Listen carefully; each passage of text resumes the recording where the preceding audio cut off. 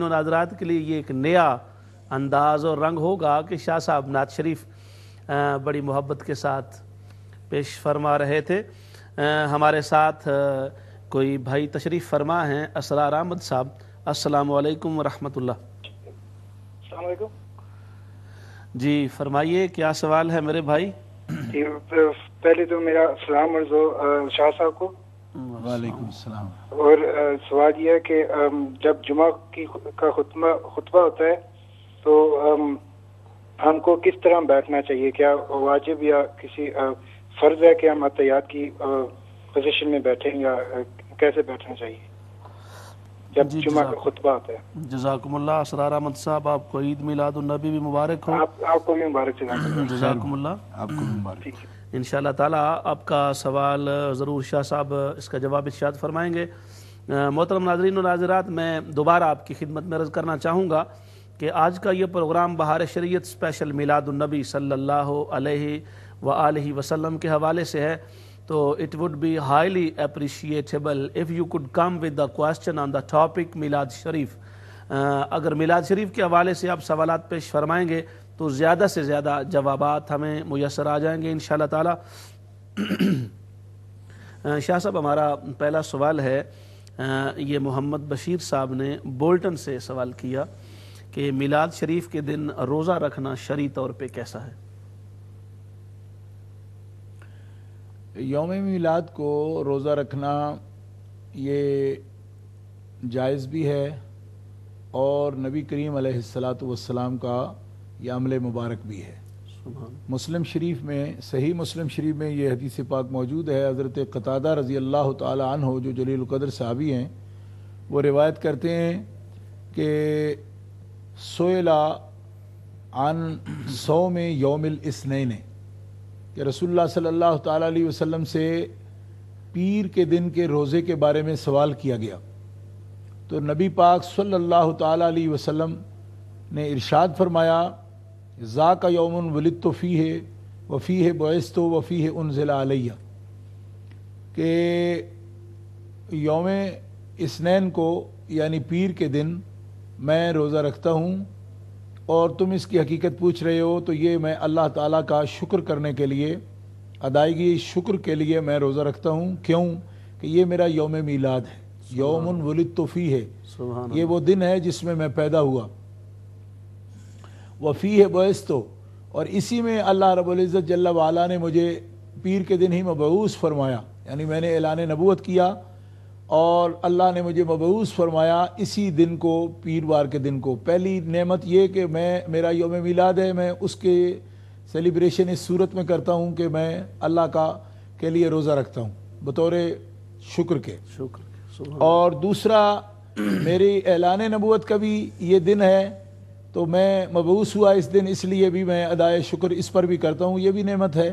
व फ़ीहि उन्ज़िला अलैया, और इसी दिन में अल्लाह कमुल हाकिमीन ने कलाम मुक़द्दस का नुज़ूल मुझ पर फरमाया, उसकी इब्तिदा हुई। तो तीसरी इस नेमत के जवाब में भी मैं अदाए शुक्र करता हूँ। तो जब नबी करीम अलैहिस्सलातु वस्सलाम हर पीर को रोज़ा रखते थे और यौम मीलाद की निस्बत से भी रोज़ा रखते थे, जैसा कि आप यौमुन वलिदतु फ़ीहि के अल्फाज मौजूद हैं, तो इसलिए उम्मती भी अगर रोज़ा रखना चाहें, फ़र्ज़ वाजिब नहीं है, लेकिन आपके तरीक़ा पर अगर रोज़ा रखना चाहें तो भी जायज़ है, और अगर वो कुछ खाना पीना चाहें, खिलाना चाहें, सदका करें, वो भी जायज़ है। क्योंकि आपके लिए हज़रत अब्दुल मुत्तलिब रज़ी अल्लाह ताला अन्हु, जो अल्लाह के हबीब सल्लल्लाहु अलैहि वसल्लम के जद्दे मुबारक हैं, आपने 100 ऊँट ज़िबा किया था आपके अकीका पर। सुभान अल्लाह, सुभान अल्लाह। खिलाया भी, तकसीम भी फरमाया। तो उससे भी हमें ये सबूत मिलता है कि अकीका जो सुन्नत है वो तो नबी करीम अलैहिस्सलाम की सुन्नत है ना, लेकिन नबी अलैहिस्सलाम का जो अकीका किया जद्दे मुबारक ने, तो हमारे लिए खुशी का सबूत भी बनता है। तो हज़रत अब्दुल मुत्तलिब रज़ी अल्लाह ताला ने 100 ऊँट ज़िबा किया नबी करीम अलैहिस्सलाम के अकीका के लिए। ये मदारिजुन नबुव्वा और दीगर किताबें सीरत की जो है उनके अंदर मौजूद है। तो उससे हमें ये सबूत मिलता है कि हम खाना खाएँ भी तो ये भी जायज़ है, खिलाएँ भी ये भी जायज़ है। रोज़ा रख लें और अफ्तार के वक़्त अगर जमा करें मुसलमानों को और उनको खिलाएँ, उनके रोज़े भी अफ्तार कराएँ, तो ये सब तरीके जायज़ हैं। सुभान अल्लाह। हमारे साथ मिसेज़ नासिर साहिबा हैं बर्मिंघम से। अस्सलाम वालेकुम। वालेकुम अस्सलाम व रहमतुल्लाह। जी मेरी बहन, फरमाइए क्या सवाल है? شاہ صاحب کی خدمت میں بھی السلام علیکم. وعلیکم السلام ورحمۃ اللہ. اور تمام حاضرین محفل اور تمام امہ کو عید میلاد کی بہت بہت مبارکباد. خیر مبارک. خیر مبارک، آپ کو بھی بہت مبارک ہو جی. جزاک اللہ. شاہ صاحب نے تو بہت پیارا ہدیہ حضور کی بارگاہ عالیشان میں پیش کیا. اللہ قبول کرے اور ان کو بھی جزائے خیر دے. آمین آمین. اچھا، میرے 3 سوال ہیں جی. اکثر محافل میں اور علماء کو ہم نے کچھ اس طرح سنا ہے کہ دعا کرتے ہیں کہ جو بھی ہم نے یہ پڑھا یا جو بھی عبادت کی تو اس کا ثواب حضور کی بارگاہ عالیشان میں پیش کرتے ہیں اور پھر ان کے وسیلے سے دعا کرتے ہیں. تو مجھے اکثر یہ بات بہت عجیب سی لگتی ہے. میں ٹھیک نہ ہوں کہ مطلب حضور صلی اللہ علیہ وسلم کو ہمارے ثواب کی کیا حاجت ہے. ہم مطلب اس طرح دعا کیوں نہیں کرتے کہ ہم اس عبادت کا تحفہ حضور کی بارگاہ عالیشان میں پیش کرتے ہیں. تو کیا ایسا کرنا ٹھیک ہے یا کس طریقے سے دعا مانگنی چاہیے؟ اور میرا دوسرا سوال یہ ہے کہ شاہ صاحب اکثر اپنی گفتگو میں ذکر کرتے ہیں اصول دین اور فروع دین کا، تو اس کی پلیز ذرا وضاحت کر دیں. جی. اور میرا تیسرا سوال یہ ہے کہ بریلوی اور دیوبندی مذاہب میں بیسک کیا ڈفرینسز ہیں؟ جی ٹھیک. کیونکہ وہ بھی امام ابو حنیفہ کو فالو کرتے ہیں اور انہی کی باتیں کرتے ہیں، پیروی انہی کی کرتے ہیں. تو میں یہ جاننا چاہتی ہوں کہ ان میں اور ہم میں کیا ڈفرینسز ہیں. دعا میں یاد رکھیے گا. السلام علیکم. جی جزاک اللہ. میری بہن آپ کو بھی عید میلاد النبی کی خوشیاں اور برکتیں اور سعادتیں مبارک ہوں، اور ہمارے تمام دیکھنے والے اور والیوں کو. تو شاہ صاحب یہ سوال تھا ہمارا محمد بشیر صاحب نے بولٹن سے جو کیا تھا. دوسرا سوال اسرار احمد صاحب نے کیا جی، اور ان کا سوال یہ تھا کہ جب جمعہ کا خطبہ ہوتا ہے تو اس وقت کیسے بیٹھنا چاہیے اور خطبہ کے دوران بیٹھنے کا شرعی طریقہ کیا ہے؟ بھائی اسرار احمد، آپ نے جو سوال کیا ہے تو شریعت کی کتابوں میں، فقہ کی کتابوں میں، فتاویٰ کی کتب میں، خاص طور پر فتاویٰ شامی، علامہ ابن عابدین شامی رحمۃ اللہ علیہ کا فقہ حنفی کی مضبوط کتاب ہے. اس کے اندر سب سے پہلا حکم تو یہ ہے کہ جب امام جو ہے ممبر پر کھڑا ہو جائے اور ممبر پر بیٹھے اور اذان شروع ہو جائے تو اس کے بعد اذان کے ساتھ ہی جہاں بھی آپ کو جگہ ملے فوراً بیٹھنا ضروری ہے. ٹھیک. فوراً اسی جگہ پر بیٹھ جانا یہ ضروری ہے. اس کے بعد یہ ہے کہ جب امام ممبر پر خطبہ کے لیے کھڑا ہو جائے تو اس وقت کوئی بھی نماز پڑھنا سنت یا نفل جائز نہیں ہے، اور لا صلاۃ ولا کلامہ، کوئی بات کرنی جائز نہیں ہے، حتیٰ کہ اذان کے وقت جب آپ بیٹھے ہیں تو اذان کا بھی تلفظ کے ساتھ جواب نہ دیں. اور اسی طرح امام جو کچھ بیان کر رہا ہے اس کو سنیں، اور تلفظ کے ساتھ کوئی کلام کرنا سننے والوں کے لیے اس وقت جائز نہیں ہے. اور لا صلاۃ ولا کلامہ کی تصریح جو ہے یہ فتاویٰ شامی میں جو رد المختار علی در المختار ہے اس کے اندر بیان اس کا تفصیل کے ساتھ موجود ہے. رہ گیا یہ کہ بیٹھنے کا طریقہ کیا ہے، تو اس کے آداب میں سے یہ ہے کہ جس طرح تشہد میں بیٹھا جاتا ہے، قعدہ میں بیٹھا جاتا ہے، اسی طرح بیٹھا جائے. اور یہ بات فرائض و واجبات میں سے نہیں لیکن آداب میں سے ہے کہ پہلے خطبہ کے درمیان جو ہے وہ ہاتھ کو باندھے رکھیں، جس طرح بیٹھ کر آپ نفل پڑھتے ہیں تو ہاتھ رکھتے ہیں، اور دوسرے خطبہ کے دوران ہاتھ کھلے رکھیں جس طرح تشہد میں بیٹھے ہوئے آپ اپنے گھٹنوں کے اوپر ہاتھ رکھتے ہیں. یہ خطبہ کے آداب میں سے ہے. البتہ بیٹھنا جو ہے یہ ضروریات میں سے ہے، ضروری ہے، اور سننا اور اس وقت کوئی ذکر یا کوئی شغل اور نہ کرنا، بلکہ ہمہ تن متوجہ، ہمہ تن گوش ہونا اور متوجہ ہونا خطیب کے ان کلمات کی طرف جو کچھ وہ ادا کر رہا ہے، یہ خطبہ کی ضروریات میں سے ہے. جزاکم اللہ. ہمارے ساتھ شاہد مجید فاروقی صاحب ہیں پیٹر برا سے. السلام علیکم شاہد مجید فاروقی صاحب. وعلیکم السلام ورحمۃ اللہ وبرکاتہ. سب سے پہلے آپ شاہ صاحب کی خدمت میں دست برسہ سلام نیاز. وعلیکم السلام ورحمۃ اللہ. سلامت کرتا ہوں جناب. السلام ورحمۃ اللہ. اور عید میلاد النبی صلی اللہ علیہ وسلم کی مبارکباد پیش کرتا ہوں. خیر مبارک. خیر مبارک. بہت بہت مبارک. سوال تو میرا یہ ہے سر کہ جیسے کہ جید کتب میں جتنی بھی ہمارے مسلک یا دوسرے کتب میں یہ باتیں آتی ہیں میراث شریف کے بارے میں، صحابہ سے ملتا ہے، حدیث سے، تو پھر آیا اٹیک کیوں ہے؟ اعتراضات کس لیے؟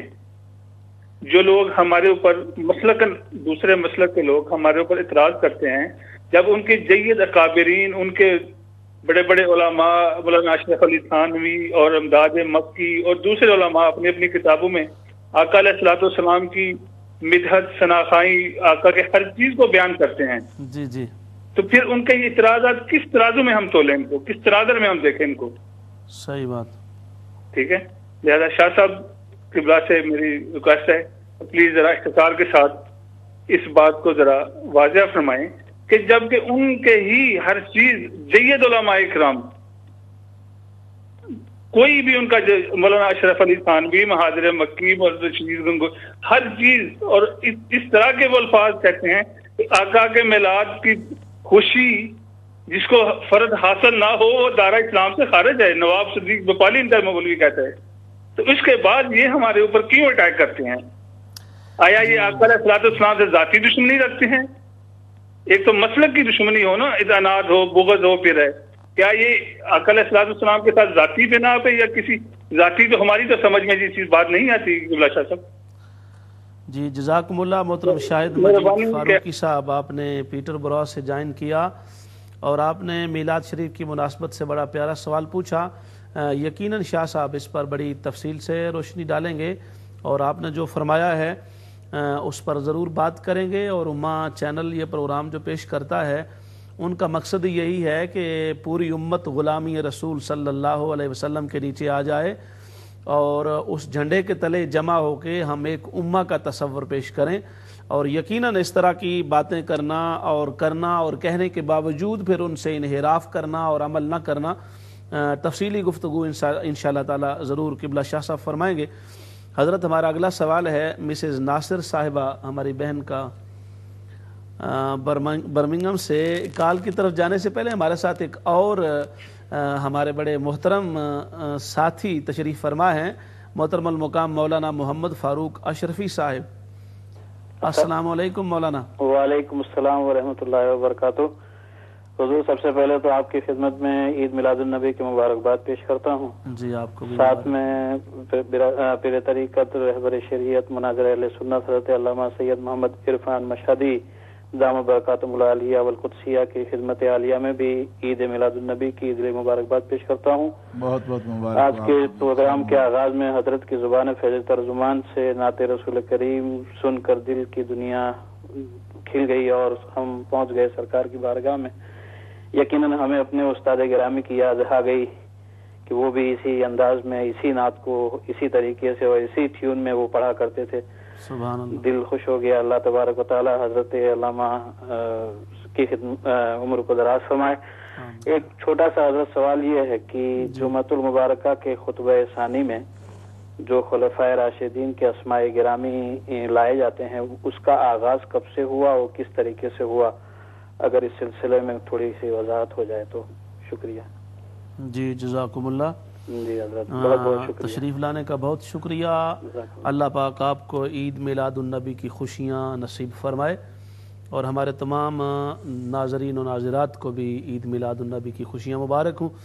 تو حضرت ہمارا مسز ناصر صاحبہ کا برمنگھم سے سوال تھا کہ جب نبی پاک صلی اللہ علیہ وسلم کی بارگاہ میں ہم ثواب پیش کرتے ہیں تو ان کے بقول بھی آپ تو ثواب کے محتاج نہیں ہیں، تو اگر ثواب کی بجائے اس کو تحفہ کہا جائے تو یہ زیادہ مناسب نہیں ہوگا؟ ہماری بہن نے جو سوال کیا ہے وہ اس کا تعلق آداب سے ہے. جی. کیونکہ ہمارے آقا و مولا امام الانبیاء جناب محمد رسول اللہ صلی اللہ تعالیٰ علیہ وآلہ وصحبہ وبارک وسلم کا یہ ارشاد گرامی ہے کہ جب آپ عبادات کریں، صدقات کریں، کوئی بھی نیکی کریں تو اس نیکی کا ثواب جو ہے آپ اپنے سے پہلے گزرے ہوئے مسلمانوں کے لیے اگر بھیجیں، ایصال کا مطلب بھیجنا ہی ہوتا ہے، پہنچانا، تو اس کے لیے اللہ تبارک و تعالیٰ جل شانہ کی بارگاہ میں وہ ثواب جو ہے وہ پیش کر کے یہ عرض کریں کہ مالک آپ اس کا ثواب جو ہے وہ فلاں مومن کو یا مومنہ کو عطا فرمائیں. جی اللہ تعالیٰ جل شانہ وہ ثواب اس تک پہنچا دیتا ہے. احادیث مبارکہ صحیحہ میں یہ مضمون موجود ہے، اور امت مسلمہ کا اس پر اجماع ہے کہ کسی بھی نفلی عبادت کا یا فرضی عبادت کے بعد دعا کا ثواب کسی بھی مرحوم بزرگ کے لیے، مومن مومنہ کے لیے، بزرگ سے مراد کو ولی اللہ نہیں ہے، گناہگار مومن ہو تو اس کے لیے بھی